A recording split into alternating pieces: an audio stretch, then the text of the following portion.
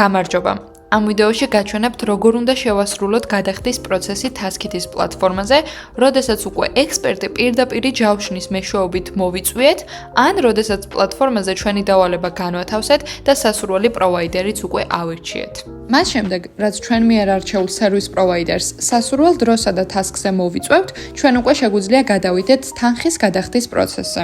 პირველ რიგში ავირჩიოთ გადახდის მეთოდების გრაფის ქვეშ არსებული ღილაკი გადახდა, რის შედეგადაც შეგიძლიათ გამოიყენოთ ნებისმიერი საბანკო ბარათი. ხოლო იმ შემთხვევაში, თუ ფასდაკლების კუპონიც გაქვთ, ჩაწერეთ იგი შესაბამის ველში და დააჭირეთ მითითებულ ღილაკს. ახლა უკვე შეგვიძლია გადახდა დავადასტუროთ და შევიყვანოთ ჩვენი ბარათის მონაცემები. ავირჩევთ Apple Pay-ს ან Google Pay-ს, რომელიც ჩვენთვის უფრო მოსახერხებელია და დავასრულებთ გადახდის პროცესს. ეკრანზე კი გამოჩნდება შეტყობინება, რაც ნიშნავს იმას, რომ ჩვენი ტრანზაქცია წარმატებით შესრულდა. და სულ ეს არის Taskit-ზე სწრაფი, დაცული და მოქნილი თანხის გადახდის პროცესი.